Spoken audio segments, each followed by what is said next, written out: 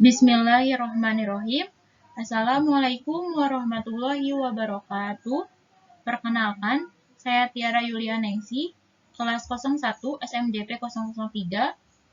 Di sini saya akan mempresentasikan tentang komponen struktur organisasi wewenang. Sebelumnya, saya akan menjelaskan terlebih dahulu apa itu struktur organisasi. Struktur organisasi adalah sistem yang digunakan untuk mendefinisikan hierarki dalam sebuah organisasi dengan tujuan menetapkan cara sebuah organisasi dapat beroperasi dan membantu organisasi tersebut dalam mencapai tujuan yang ditetapkan di masa depan. Struktur organisasi mempunyai komponen, yaitu salah satunya komponen struktur organisasi wewenang. Materi yang akan saya jelaskan. Selanjutnya, saya akan menjelaskan apa itu wewenang.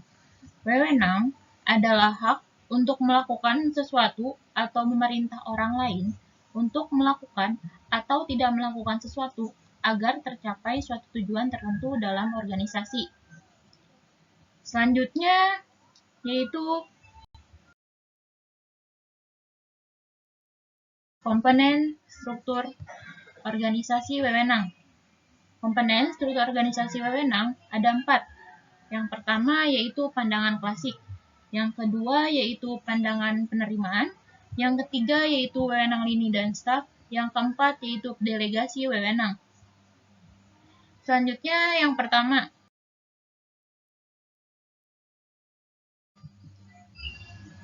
Pandangan klasik.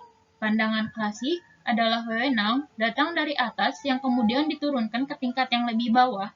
Manajer memperoleh wewenang memerintah dari tingkatan yang lebih tinggi, yaitu pemegang saham, dan karyawan mempunyai kewajiban melaksanakan perintahnya. Yang kedua yaitu pandangan penerimaan. Pandangan penerimaan yaitu sudut pandangan wewenang adalah penerima perintah, bukannya pemberi perintah. Pandangan ini dimulai dengan pengamatan bahwa tidak semua perintah dipatuhi oleh penerima perintah. Wilayah penerimaan merupakan wilayah di mana seseorang bersedia menerima perintah. Selanjutnya yaitu wewenang lini dan staf. Yang pertama yaitu wewenang lini. Wewenang lini dimiliki oleh manajer lini yang mengambil keputusan untuk mencapai tujuan organisasi secara langsung. Dalam bagian organisasi, wewenang lini digambarkan oleh garis yang menghubungkan manajemen puncak sampai ke manajemen tingkat bawah. Yang selanjutnya yaitu wewenang staf. Wewenang staf dimiliki oleh orang atau kelompok yang memberikan nasihat kepada manajer lini. Staf ahli biasanya yang menggambarkan posisi tersebut. Staf ahli memberikan nasihat berdasarkan keahlian, pengalaman, atau riset dan analisis yang diperlukan, termasuk bantuan pelaksanaan kebijakan, monitor, dan pengendalian. Selain wewenang lini dan staf, ada wewenang fungsional.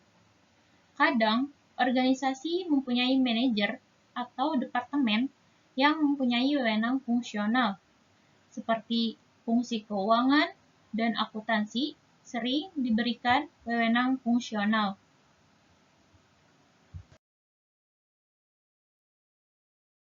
Yang selanjutnya yaitu delegasi wewenang.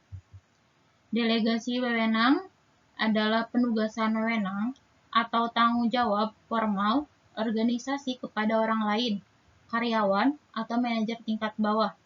Wewenang dapat didelegasikan sesuai dengan prinsip skalar dari manajemen klasik, yang mengatakan bahwa garis wewenang harus ditetapkan dengan jelas dari manajemen puncak sampai manajemen paling bawah. Delegasi wewenang bukan merupakan pelepasan tanggung jawab. Yang selanjutnya yaitu keuntungan delegasi wewenang. Keuntungannya adalah delegasi wewenang memungkinkan manajer menyelesaikan lebih banyak pekerjaan. Kadang, bawahan mempunyai keahlian yang lebih dibandingkan dengan manajer untuk hal-hal tertentu. Yang selanjutnya yaitu halangan delegasi wewenang. Yang pertama, beberapa manajer kadang enggan mendelegasikan wewenang karena beberapa hal, yang yaitu tidak yakin akan kemampuan bawahan, takut wewenangnya berkurang, merasa mampu mengerjakan sendiri, tidak efisien untuk mengajari bawahannya melakukan tugas. Yang halangan yang kedua yaitu karyawan kadang enggan menerima delegasi wewenang karena beberapa hal, yaitu takut gagal dan tidak mau menanggung resiko.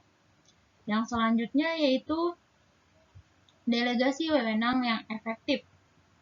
Yang pertama, memutuskan pekerjaan yang mana akan didelegasikan karena tidak semua pekerjaan dapat didelegasikan. Yang kedua, menetapkan feedback untuk memonitor kemajuan yang dicapai oleh karyawan. Yang ketiga, memutuskan siapa yang akan memperoleh penugasan dengan beberapa pertimbangan. Yang pertama, waktu dipunyai karyawan. Yang kedua, kemampuan yang dimiliki karyawan. Yang ketiga, kesempatan yang dimanfaatkan karyawan.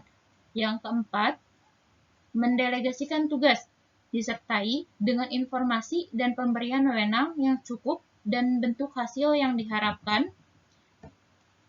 Selanjutnya yaitu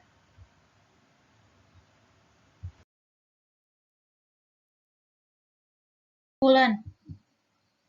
Wewenang adalah hak untuk melakukan sesuatu atau memerintah orang lain untuk melakukan atau tidak melakukan sesuatu agar tercapai suatu tujuan tertentu dalam organisasi. Yang termasuk dalam komponen struktur organisasi wewenang yaitu pandangan klasik, pandangan penerimaan, wewenang lini dan staf, dan ada wewenang fungsional, dan terakhir delegasi wewenang.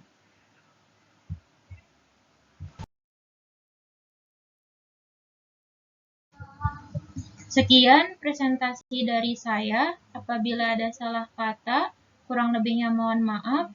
Wassalamualaikum warahmatullahi wabarakatuh.